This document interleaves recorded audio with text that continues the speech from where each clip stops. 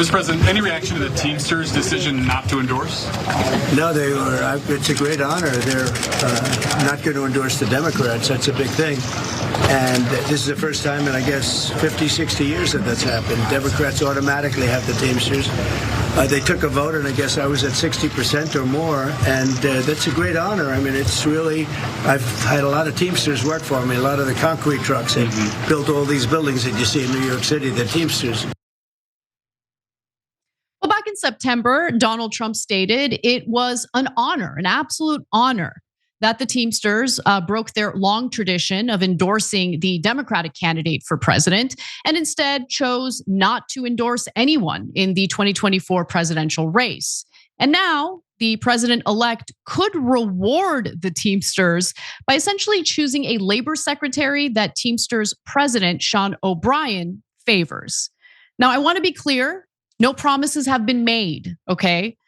But if this works out in the way that Sean O'Brien is hoping for, I think that this story is a case study, a lesson in political maneuvering and what you can do to win, even in the face of a Republican administration. So, with that in mind, O'Brien is in talks with Trump about appointing former Republican Congresswoman Lori Chavez-DeRemer from Oregon. So although she's a Republican, she was one of only 3 GOP congresspeople three people in her party overall to co-sponsor the PRO Act, which would increase penalties for violating workers' rights. It would also prohibit captive audience meetings, and it would also facilitate initial collective bargaining agreements. And she's very pro-labor, okay? This isn't like a one-time thing she did to appear a little more moderate. She has a long history of supporting unions, supporting workers and labor, and so I'm kind of excited to see how this plays out. So she also stood alone as the only Republican to vote against the Small Business Before Bureaucrats Act, and that would have increased the amount of revenue necessary for the NLRB to even get involved in a labor dispute by 10. Okay, so I love the fact that she voted against that.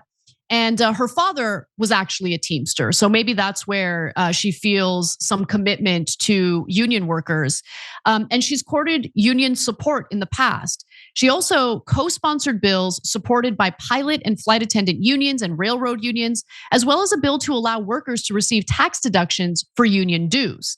And she has written or signed onto several letters supporting unions in their negotiations, urging the Port of Portland to end restrictions on picketing at the Portland airport and asking for increased funding for the National Labor Relations Board.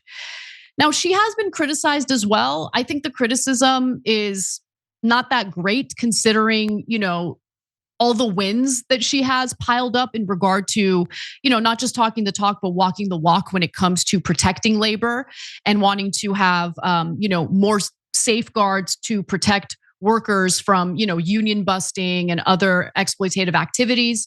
So Oregon Capital Chronicle writes that when her fellow Republicans on the Health, Employment, Labor, and Pension Subcommittee held a series of union bashing meetings over the past year, she actually didn't show up and join Democrats or Democratic representatives in speaking up for unions. But here are what the meetings were about specifically. So one of them was titled NLRB Overreach, Trampling on Workers' Rights and Fostering Unfairness. Another was Big Labor Lies, Exposing Union Tactics to Undermine Free and Fair Elections. And another was titled Protecting Workers and Small Businesses from Biden's Attack on Worker Free Choice and Economic Growth. So she didn't go to these hearings, but I'm less worried about that. I'm way more worried about how she votes and what kind of bills she co-sponsored. And when it comes to the issue of labor, she's actually been really good in the bills that she's co-sponsored and the votes that she has taken. The fact that she was one of only 3 Republicans who voted in favor of the PRO Act, I think shows that she's serious about wanting to increase labor rights in this country. And so now let's go back to Sean O'Brien and the whole political debacle that ensued following his decision to speak at the Republican National Convention. He was given a prime time speaking role on the first night of the Republican National Convention. And his speech, in my opinion, was fantastic. I found it to be fantastic then. I still find it fantastic. People were really upset because you're not supposed to celebrate anything that happens at the Republican National Convention. I do not subscribe to that. And I especially don't subscribe to that now that I consider myself unaligned with either political party. Okay, Democrats talk a lot of stuff about how they're gonna look out for workers, but I'm kind of tired of all the deal making that actually goes on with financial institutions and other corporations, on behalf of their, donors. But if you see something good happening on the right, why not celebrate it? I thought that speech was great, and it's not like Sean O'Brien was standing there saying glowing things about the Republican Party. He was talking about corporate greed. He was spreading a message in a typically hostile environment about things that American voters, generally speaking, need to hear. And if they've already heard it, feel relieved to hear on such a big stage, on such a big night. And so he got a lot of hate for that. He also got a lot of hate after the Teamsters refused to endorse either candidate in this presidential election. But I think that the leadership of the union made that decision after noticing that the majority of the actual workers, the actual Teamsters, supported Donald Trump over Kamala Harris. So I don't know. I don't know how it would feel if, let's say it's the 2016 presidential election. Let's say I'm in a union and the union leadership decides to endorse Hillary Clinton over Bernie Sanders. I mean, I can't imagine that ever happening, but imagine if that happened. And the majority of the actual workers who have joined the union overwhelmingly support Bernie Sanders. Like, I'd be pretty upset to see the endorsement for Hillary Clinton. So just something to consider when it comes to the rationale behind not endorsing a presidential candidate. But look, Donald Trump is very transactional. And so favor for a favor, he seems to be in favor of that kind of treatment or that kind of method of doing things.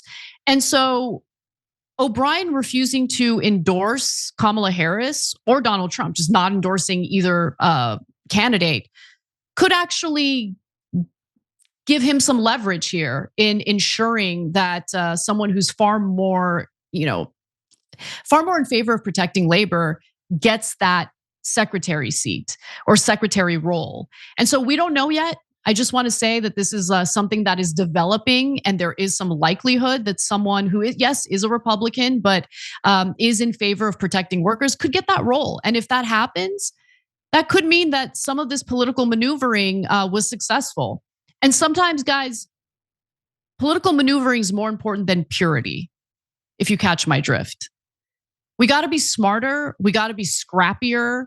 And we got to stop being so goddamn judgmental. Okay. If we find other ways of winning, other ways of protecting workers, which should be our number one priority, we should go for it.